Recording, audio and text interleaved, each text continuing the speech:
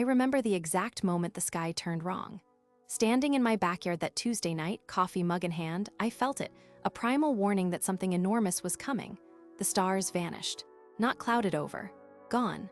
The sky transformed into a color I'd never seen before, deep purple bleeding into sickly green. My chest tightened. Every nerve screamed danger. And I knew without doubt it was already too late to run. Something had arrived. The first sound wasn't what you'd expect. No laser blasts, no fanfare. It was low, subsonic, like a cathedral organ with every key pressed at once. I felt it in my teeth, my sternum, behind my eyes. My coffee mug slipped and shattered. Above me, clouds directly over my house began rotating, slowly then faster. The center glowed orange and black, pulsing with a rhythm that felt alive. Felt hungry. They descended in columns. That's the only word that fits. Not individual creatures dropping from the sky, but massive, writhing columns of biological matter, each one easily 50 feet wide, spinning as they touched down. 6 columns descended on my city in the first minute. I counted them, my hands shaking, before my legs finally convinced my brain to start moving. I ran. I ran back into my house, slammed the door hard, and pressed my back against the cold kitchen wall. Outside, car alarms screamed. Neighbors screamed. That terrible organ hum merged with the chaos, layering beneath it all. The soundtrack to the end of everything familiar was playing, and I was trapped inside it. When I finally looked through my window, I saw one up close for the first time. Nothing prepared me for the visual reality. It stood on 4 rear limbs, each joint bending in too many directions, spider crossed with something from the deepest ocean trench. The body was translucent in places, dark and chitinous in others. Inside, you could see movement. Internal systems pumping, swirling, like their insides were a living ecosystem. Their faces were wide and flat, dozens of small appendages surrounding what might have been a mouth, each moving independently. Tasting the air, they were 30 feet tall, maybe more. One turned toward my window. I stopped breathing. My heart seemed to stop. It wanted nothing to do with this. Its head oriented toward me without eyes. Every appendage around its mouth extended fully, trembling. It made a sound. Recognition, not aggression, not hunger. Recognition, which felt more terrifying because it meant they knew we were here. They'd come specifically to find us. They weren't invading blindly. They were searching. They knew what they wanted. The military arrived within 20 minutes. Those 20 minutes were the longest of my life, each second stretching like hours. I'd spent them hiding under my kitchen table, yes, the kitchen table, listening to my neighborhood being systematically dismantled. Not destroyed, not bombed, dismantled. Methodically, deliberately. I heard structures being lifted, their weight shifting through the air, metal groaning against metal, people screaming and then, horribly, going silent. Not the way you go silent when something terrible happens. Not that kind of silence, but the way you go silent when you've simply been moved somewhere else. Relocated, transported. That distinction, that terrible distinction, kept me awake for weeks afterward. They weren't killing us, they were collecting us, gathering us like specimens in some incomprehensible design. When the jets came over, sound cracked through everything. For one glorious second, I felt hope, that stupid, wonderful human thing where firepower might solve anything. The explosions were massive. I felt each one in the floor beneath me, tiles vibrating against my palms. Through the kitchen window, fire bloomed orange against that sick purple sky. Then the jets stopped. Not retreated. Stopped. Like they'd been swatted from existence. The quiet that followed was the most devastating quiet I'd ever experienced. I stayed under that table for 4 hours, watching my phone's battery die. My mind drifted to mundane things, the back gate left open, whether my sister would find me, a half-eaten sandwich rotting in my refrigerator. The brain protects itself in crisis, clinging to the ordinary rather than processing the impossible. When I finally emerged, the city had transformed. Streets bent into impossible geometries. Buildings repositioned, trees uprooted and replanted in perfect formations stretching to the horizon. Not destroyed, remade. I found 11 survivors in the basement of a hardware store 3 blocks from my house. We gathered in the glow of emergency lanterns, all feeling the same thing, not despair, but something harder to name. A grief for the world that existed yesterday, combined with fierce refusal to accept it was gone. 11 strangers becoming a unit. Becoming something more than isolated survivors. We were becoming a community. Here is what matters most. every person in that basement, after watching creatures physically reorganize our planet, defying every biology we'd ever known, was already planning, already asking practical questions. Do we stay? How long will supplies last? Are they coming back? Where are the other neighborhoods? These weren't questions of defeated people. These were questions of people who'd absolutely decided they weren't finished. That felt important. That felt like something worth remembering. 11 people in a hardware store basement became 40 by morning. 40 became 100 by afternoon. The word spread, carefully, quietly, through the transformed streets. There's a group organizing. They have supplies, they have light, they have answers we don't have. The basement that had felt so confining just 12 hours earlier suddenly felt like sanctuary.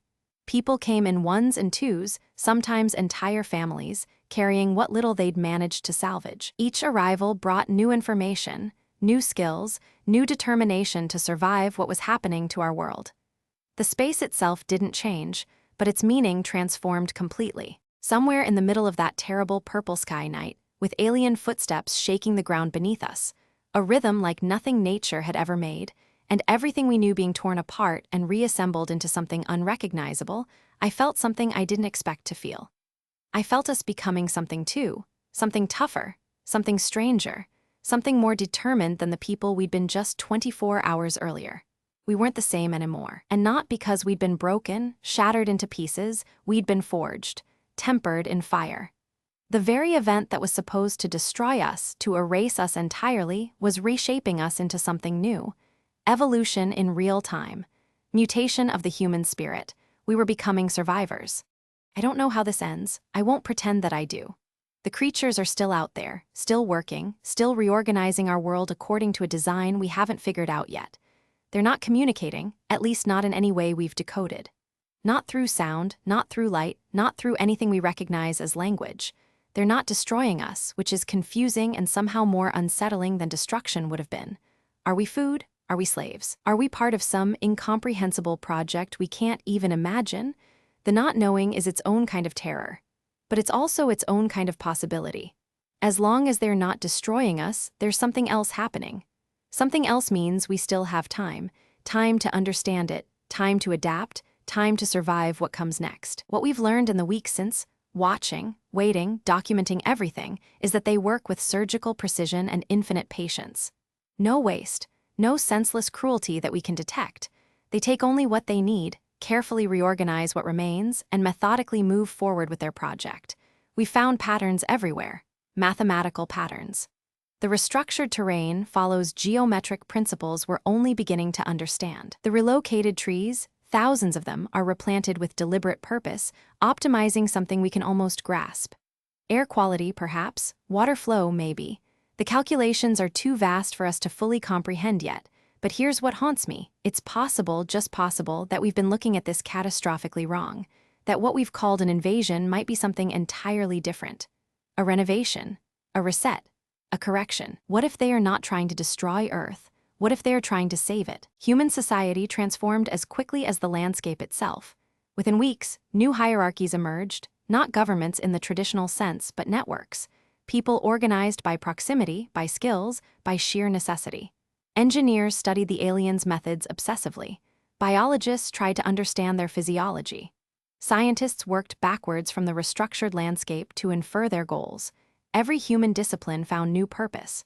Every skill mattered suddenly. The unemployed became essential.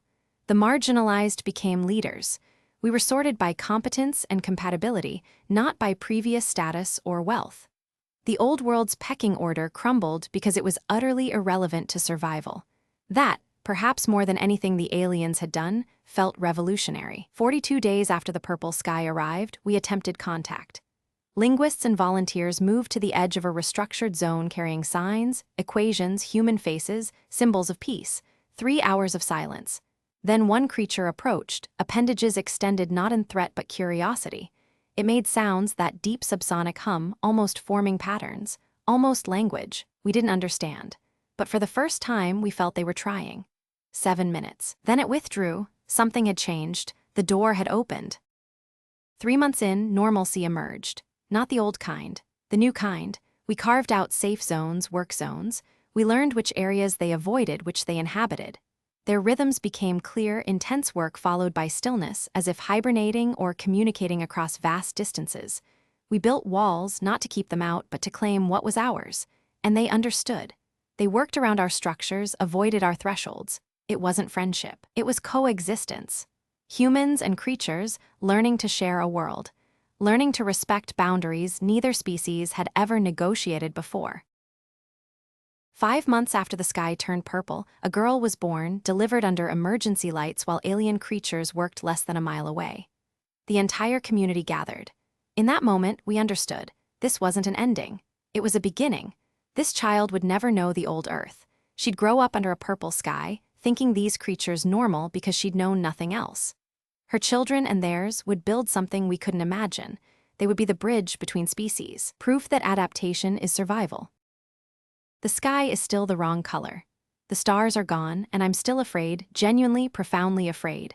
Some days the fear overwhelms me as it did that first night. I think about what we lost. The stars, the seasons, the world that felt safe and knowable. That grief never entirely fades, but it's no longer the whole story, because we're still here, still building, still finding reasons to wake up. The purple sky hasn't destroyed us. It's transformed us, made us stronger, made us necessary, in ways we never were before. I'm still telling this story because someone must witness what happened. Our world changed. We didn't break, we bent. We found each other in darkness and built light from community and determination. We discovered we're more resilient than we imagined. We can share this world with the incomprehensible and survive. When everything familiar is stripped away, something essential remains. We are still here. This story is just beginning.